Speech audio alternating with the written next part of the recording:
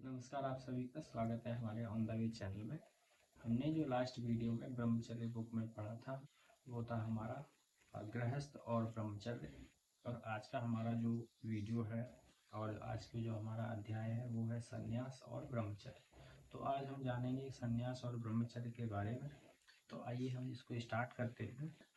संन्यास आश्रम क्या है? अच्छे सन्यासी के क्या लक्षण होते हैं?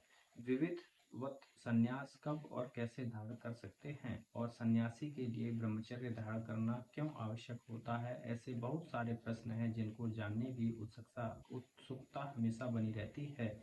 संन्यास आश्रम धर्म जीवन की चौथी व अंतिम अवस्था है।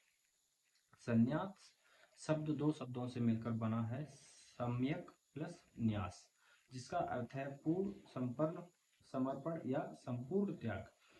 संन्यास मार्ग पर चलने वाला पुरुष अपने जीवन की घटनाओं का चिंतन विश्लेषण और आत्ममंथन करता है। वह अपने आत्म स्वरूप के लिए सच्ची शांति और सच्चे आनंद की खोज के लिए अग्रसर हो जाता है। उसके जीवन का लक्ष्य जन्म मृत्यु के चक्र से मुक्ति प्राप्त करना, स्थूल शरीर और भौतिक संसार से संबंधित बंधनों से छुटकारा पाना और आत्मा की मुक्ति व परम शांति को प्राप्त करना बन जाता है। सच्चा सन्यासी यह जान चुका होता है कि सांसारिक जीवन से जुड़ी पीड़ा कष्ट और सुख दुख भोग वासनाएं रिश्ते नाते सब मायाकृत हैं, सब मिथ्या हैं। वह शाश्वत आनंद परमानंद दिव्य आनंद की खोज में लग जाता है, पूर्णतः त्यागमय जीवन जीता है, भिक्षावृत्ति में जीवन निर्वाह करता है। हमारे शास्त्रों में संन्यास की अनेकों परिभाषाएं दी गई हैं।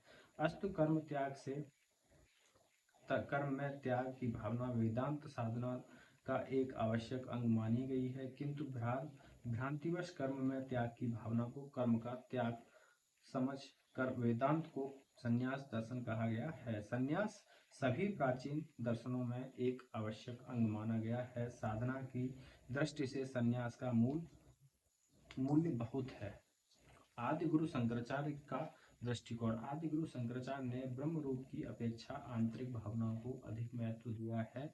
उनके अनुसार चतुर्थ आश्रम यानी संन्यास में यज्ञोपवीत दंड कम कमंडलू आदि ब्रह्म उपकरणों का साधन करना ही वास्तविक न्यास संन्यास नहीं है। ये तो केवल संन्यास के बाहरी प्रतीक है, उसकी आत्मा नहीं है।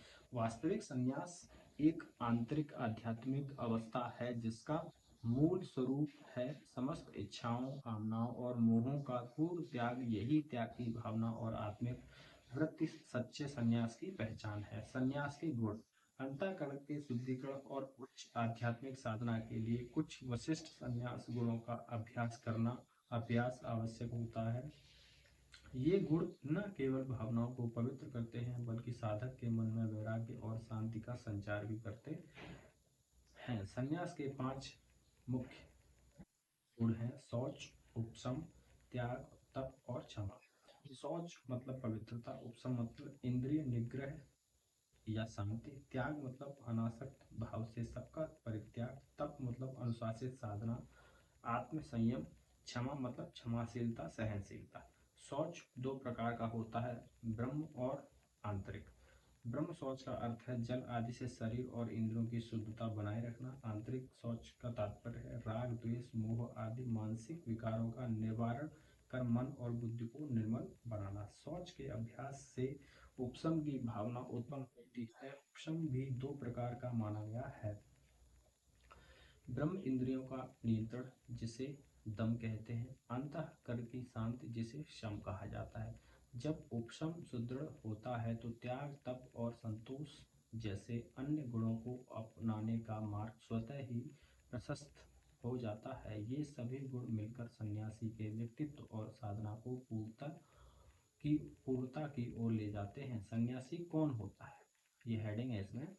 सन्यासी वह होता है जो अपने मन और इंद्रियों पर पूर्ण नियंत्रण प्राप्त कर चुका होता है। वह न केवल 5 ज्ञानेंद्रियों तथा उनके विषयों जैसे शब्द स्पर्श रूप रस और गंध पर संयम रखता है, बल्कि कामेंद्रियों पर भी पूर्ण नियंत्रण स्थापित कर लेता है। वास्तविक सन्यासी का जीवन संयम आत्मनियंत्रण और वैराग्य का प्रतीक होता है। सन्यासी के प्रमुख लक्षण। वैराग्य। सांसारिक वस्तुओं, संबंधों और सुखों में कोई आसक्ति नहीं होती, उनका पूर्ण त्याग कर चुका होता है। स्वाध्याय एवं साधना। वेदों और शास्त्रों का नियमित अध्ययन करता है तथा ध्यान, जप और आत्मचिंतन जैसी आध्यात्मिक साधनाओं में निरंतर लगा रहता है। नंबर 3, नैतिक आचरण। अहिंसा, सत्य, ब्रह्मचर्य, अपरिग्रह जैसे ऊंचे नैतिक सिद्धांतों का दृढ़ता से पालन करता है। नंबर 4, एकांत, प्रियता और मौन व्रत। वह भीड़ भाड़ और शोर शराबे से दूर रहकर एकांत में आत्मचिंतन और आत्म साधना में लीन रहता है। नंबर 5, समत्व भाव। वह सुख दुख, सम्मान अपमान, लाभ हानि जैसे द्वंद्वों में सब समभाव रखता है, किसी परिस्थिति में विचलित नहीं होता। संन्यास के प्रमुख प्रकार। संन्यास उपनिषद में संन्यास को 6 श्रेणियों में विभाजित किया गया है। ये प्रकार साधक की आंतरिक अवस्था और त्याग की गहराई के आधार पर निर्मित होते हैं।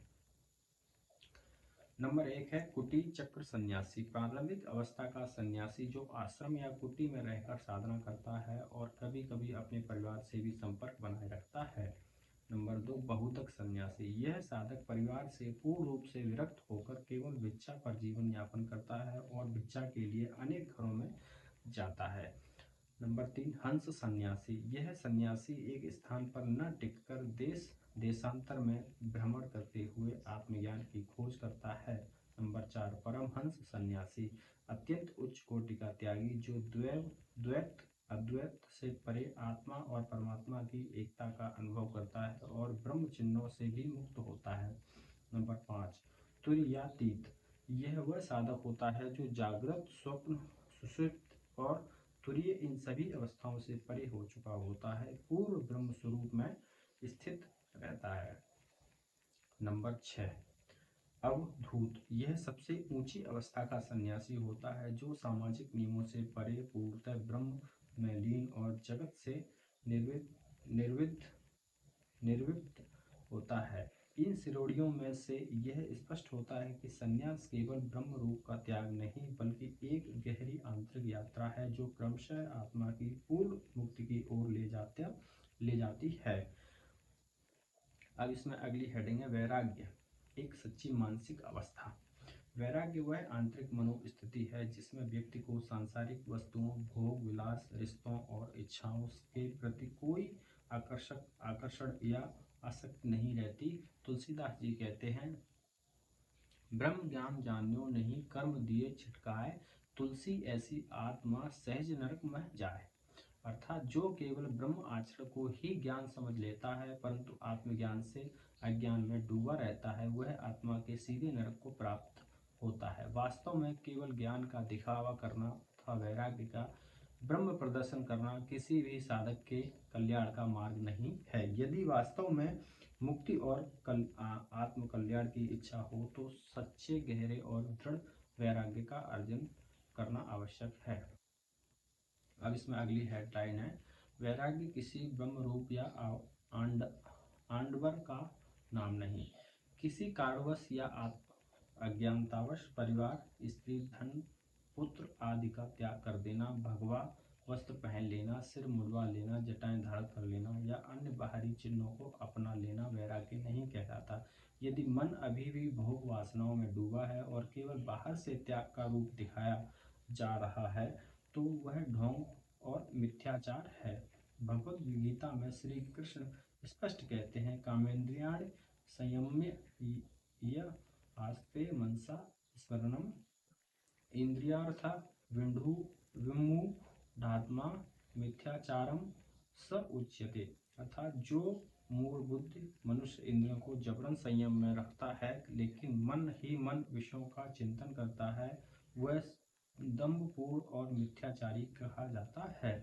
अतः वैराग्य केवल त्याग का रूप नहीं बल्कि विषयों से मन की विरक्ति का नाम है। वही सच्चा वैराग्य है जो साधक को आत्मज्ञान और मोक्ष के पथ पर आगे बढ़ाता है। वैराग्य के लक्षण। इच्छाओं का क्षय। भोग विलास सांसारिक सुख सुविधाओं और मानसिक सुख सुविधाओं और वासनाओं की प्रवृत्तियां धीरे धीरे समाप्त हो जाती हैं। नंबर 2, मन की स्थिरता। चित्त में चंचलता नहीं रहती, मन शांत, संतुलित और नियंत्रित बना रहता है। नंबर 3, आत्मा की ओर आकर्षण। व्यक्ति का झुकाव व्यक्ति का झुकाव आत्म साक्षात्कार, परमात्मा की प्राप्ति और आध्यात्मिक उन्नति की ओर होता है। विवेकशील दृष्टि। वैराग्यवान व्यक्ति शाश्वत और अशाश्वत के बीच भेद करने की क्षमता प्राप्त कर लेता है और अस्थायी चीजों में मूल्य नहीं देखता। ब्रह्मचर्य की आवश्यकता। ब्रह्मचर्य का पालन सभी दृष्टियों से अत्यंत आवश्यक है। इसके माध्यम से न केवल बल, बुद्धि, तेज और आयु में वृद्धि होती है, बल्कि शारीरिक स्वास्थ्य, मानसिक स्थिति और सांसारिक व आध्यात्मिक सुख की प्राप्ति होते हैं। वास्तव में ब्रह्मचर्य ही उस परमात्मा की प्राप्ति का मार्ग है जिसे जीवन का अंतिम लक्ष्य और जन्म मृत्यु के चक्र से मुक्ति का एकमात्र उपाय माना गया है। संन्यास के मार्ग पर ब्रह्मचर्य की भूमिका अत्यंत महत्वपूर्ण है। संन्यास केवल भौतिक वस्तुओं का त्याग नहीं, बल्कि इंद्रियों, इच्छाओं और मन के संपूर्ण संयम की स्थिति है और इस संयम को साधने का मूल आधार है ब्रह्मचर्य। ब्रह्मचर्य के अभ्यास से चित्त शुद्ध होता है, मन विकारों जैसे काम, वासना, राग, द्वेष और मोह से मुक्त होकर शांत और स्थिर बनाता है। इस प्रकार ब्रह्मचर्य साधक के भीतर आध्यात्मिक उन्नति की आधारशिला रखता है। अब इसमें एक श्लोक और दिया है, तो हम उसका उदाहरण पढ़ते हैं। शुद्ध चित्त में ही ब्रह्म का प्रतिबिंब स्पष्ट रूप से दिखाई देता है। ब्रह्मचर्य प्रतिष्ठाया वीर्य लाभा। अर्थात जब साधक में ब्रह्मचर्य की पूर्ण और दृढ़ स्थिति स्थापित हो जाती है, तब उसके मन, बुद्धि, इंद्रिय और शरीर में अपार शक्ति का संचार होता है, जिससे साधारण मनुष्य किसी भी कार्य में बराबरी नहीं कर पाते। इसलिए ब्रह्मचर्य के कठोर पालन से वीर्य अर्थात तेज और शक्ति की प्राप्ति होती है। संन्यास के मार्ग पर इंद्रिय नियंत्रण के बिना आत्म साक्षात्कार असंभव है। आत्मा अत्यंत सूक्ष्म है, उसे अनुभव करने के लिए मन का स्थिर और निर्मल होना आवश्यक है। ब्रह्मचर्य के अभ्यास से इंद्रियां संयमित होती हैं और साधक विषय वासनाओं से ऊपर उठता है। ब्रह्मचर्य के पालन से विवेक और वैराग्य दोनों में वृद्धि होती है। इसका अभ्यास करने से सत्य असत्य के बीच भेद करने की क्षमता और संसार के अनासक्ति स्वतः बढ़ती है। ये दोनों गुण मोक्ष के द्वार हैं। कंचन, कामनी, कीर्ति, ये हेडिंग है। ये तीनों सबसे बड़े कारण हैं जो ईश्वर से दूरी उत्पन्न करते हैं। ब्रह्मचर्य के बल और विवेक वैराग्य की वृद्धि से इन तीनों वासनाओं पर विजय प्राप्त की जा सकती है। ब्रह्मचर्य आध्यात्मिक जीवन की मूल रीढ़ है। यह आत्मसंयम, आत्मनियंत्रण और परमात्मा की ओर बढ़ने वाले जीवन का आधार होता है।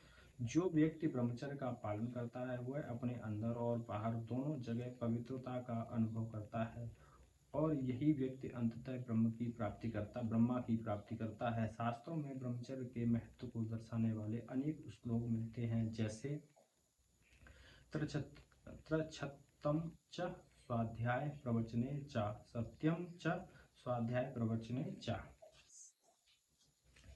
तत्पश्चात् स्वाध्याय प्रवचने च, दमश्च स्वाध्याय प्रवचने च, समश्च स्वाध्याय प्रवचने च, ब्रह्मचर्य च स्वाध्याय प्रवचने च, अग्निहोत्रम च स्वाध्याय प्रवचने च। ऋतु, सत्य, तप, दमन, सम और ब्रह्मचर्य, ये सभी गुण स्वाध्याय और शास्त्र प्रचार के साथ मिलकर अभ्यास किए जाने चाहिए। ब्रह्मचर्य को तप, सत्य और संयम के समान ही महत्वपूर्ण माना गया है और उसे ज्ञान की साधना एवं प्रचार से जोड़ा गया है। महाभारत के शांति पर्व में ब्रह्मचर्य को सर्वोच्च तप, तीर्थ और साधना बताया गया है। वहीं पतंजलि योग सूत्र में इसे आत्मिक शक्ति का स्रोत माना गया है। पुराणों में ब्रह्मचर्य के प्रकार। पुराणों में ब्रह्मचर्य के केवल शारीरिक संयम तक सीमित नहीं रखा गया है, बल्कि इसे धार्मिक, मानसिक, नैतिक और आत्मिक तपस्या के रूप में भी प्रस्तुत किया गया है। ब्रह्मचर्य का वर्णन वेद, उपनिषद, धर्मशास्त्रों के साथ साथ पुराणों में भी अनेक बार मिलता है। पुराण इसे किसी एक आश्रम का नियम न मानकर संपूर्ण जीवन के लिए एक निरंतर साधना और जीवन शैली के रूप में देखते हैं। ब्रह्मचर्य के प्रमुख भेद इस प्रकार हैं। शारीरिक ब्रह्मचर्य का इसका मतलब है कायिक ब्रह्मचर्य। गरुड़ पुराण और पद्म पुराण के इसका उल्लेख गरुड़ पुराण और पद्म पुराण में इसका उल्लेख मिलता है। इसे कायिक ब्रह्मचर्य भी कहा जाता है, जिसमें कामाचार, मैथुन और विषय सुख से पूर्ण संयम आवश्यक होता है। शरीर से जुड़ी सभी वासनात्मक क्रियाओं से बचाव रहता है। साथ ही स्नान, भोजन, निद्रा आदि में भी संयमित जीवन शैली अपनाई जाती है। नंबर 2, मानसिक ब्रह्मचर्य। इसका मतलब है मानस ब्रह्मचर्य। विष्णु पुराण और ब्रह्मवैवर्त पुराण में इसका वर्णन है। इसमें शारीरिक संयम के साथ साथ मानसिक संयम भी आवश्यक माना गया है। मन में काम, क्रोध, मोह आदि न उत्पन्न हो। मानसिक कल्पनाएं, स्मृतियां, स्वप्न आदि भी शुद्ध और पवित्र होनी चाहिए। नंबर 3, वाचिक ब्रह्मचर्य मतलब वाणी का संयम। स्कंद पुराण में इसका उल्लेख है। इसमें न केवल शरीर और मन बल्कि वाणी से भी संयमित जीवन को ब्रह्मचर्य माना गया है। वाणी के माध्यम से विषय विकार, अश्लीलता और अनावश्यक स्त्री संवाद से बचना आवश्यक है। केवल शुद्ध, सत्य और आवश्यक वाणी को ही ब्रह्मचर्य का हिस्सा माना जाता है। नंबर 4, इंद्रिय ब्रह्मचर्य, इंद्रिय पर संयम। मार्कंडेय पुराण में इसका वर्णन है। इसमें दृष्टि, श्रवण, स्पर्श, रस, गंध इन 5 इंद्रियों पर नियंत्रण रखा जाता है। सुंदर वस्तुओं को देखकर मन लोलुप न हो, यही इंद्रिय संयम है। नंबर 5, नैष्ठिक ब्रह्मचर्य, आजीवन ब्रह्मचर्य। वेदों के साथ साथ भागवत पुराण और नारद पुराण में इसका उल्लेख है। जो व्यक्ति जीवन पर्यंत ब्रह्मचर्य का पालन करता है वह नैष्ठिक ब्रह्मचारी कहलाता है।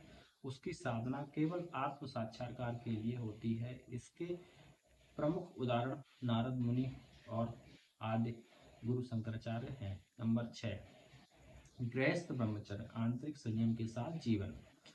पद्म पुराण में इसका उल्लेख मिलता है। यदि कोई गृहस्थ जीवन में रहते हुए भी वासनाओं से मुक्त, संयमित और पवित्र जीवन जीता है तो उसे भी ब्रह्मचारी कहा जाता है। यह गृहस्थ धर्म का उच्चतम स्वरूप माना जाता है। अब इसमें अगला श्लोक दिया गया है। ब्रह्मचर्य परम धर्म तपसा चोतम तपा यस्मिन स्थिति स योगी सदा ब्रह्म निवेश का। अर्थात ब्रह्मचर्य सर्वोच्चतम धर्म और तप है। जो व्यक्ति इसमें स्थित रहता है वही सच्चा योगी और सच्चा सन्यासी कहलाता है। पुराण ब्रह्मचर्य को केवल कामों का त्याग मानते हुए सीमित नहीं करते बल्कि इसे मन, वाणी, इंद्रिय और आचरण में पूर्ण संयम का स्वरूप मानते हैं। सच्चा ब्रह्मचर्य जीवन के हर क्षेत्र में संयम, पवित्रता और ब्रह्म की ओर उन्मुखता का भाव लेकर चलता है। यह किसी एक आश्रम या अवस्था तक सीमित नहीं बल्कि सभी साधनाओं, तपस्या और मुक्ति का मूल आधार है। इस प्रकार सच्चा सन्यासी अपने जीवन के त्रयोपस्तंभ आहार, निद्रा और ब्रह्मचर्य का संयमित पालन करता है।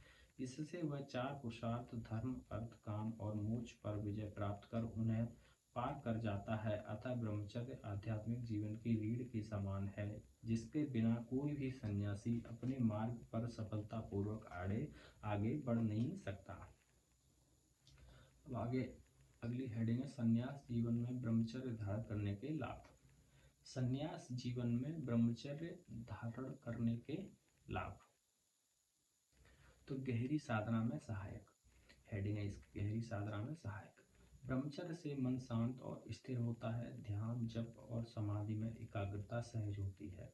नंबर 2, आत्मिक ऊर्जा का संरक्षण। वीर्य और मन की शक्ति सुरक्षित रहने से साधक में ओज, तेज और तप का विकास होता है। यही शक्ति उसकी वाणी, दृष्टि और स्पर्श तक में दिव्यता भर देती है। नंबर 3, काम, क्रोध पर नियंत्रण।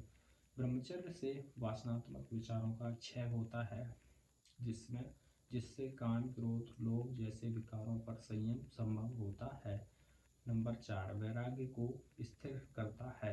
ब्रह्मचर्य पालन से मन बाहर की वस्तुओं में आकर्षित नहीं होता, जिससे वैराग्य में दृढ़ता आती है। नंबर 5, ईश्वर प्राप्ति की ओर अग्रसरता। उपनिषदों, भगवद गीता और योग शास्त्र के अनुसार ब्रह्मचर्य ही वह मार्ग है जो ब्रह्म साक्षात्कार तक ले जाता है। लाभ का क्षेत्र और प्रभाव। मानसिक शक्ति। लाभ का क्षेत्र है मानसिक शक्ति। प्रभाव इसका विचारों की स्पष्टता, ध्यान की तीव्रता, वाणी में तेज, वचनों में प्रभाव, शांति और ओज। लाभ का क्षेत्र आत्मिक स्थिति। प्रभाव इसका क्या है? अंतर्मुखता, वैराग्य और भक्ति की वृद्धि। लाभ का क्षेत्र तप साधना। इसका प्रभाव है दीर्घकालीन साधना में स्थिरता और सफलता। लाभ का क्षेत्र है दिव्यता। आज इसका प्रभाव है आचरण, दृष्टि और व्यक्तित्व में आध्यात्मिक प्रभाव, भगवत प्राप्ति, आत्म साक्षात्कार। संन्यास जीवन में ब्रह्मचर्य आत्मा की सुरक्षा का कवच है। यह केवल यौन संयम नहीं बल्कि विचार, भावना और इंद्रियों की पूर्ण शुद्धि का नाम है। जो सन्यासी ब्रह्मचर्य में स्थिर होता है वह न केवल संयम को साधता है बल्कि समाज के लिए प्रेरणा स्तंभ बन जाता है। इसमें फाइनल दिया गया है ब्रह्मचर्य इक्वल टू आत्मबल प्लस वैराग्य प्लस ईश्वर प्राप्ति का मार्ग।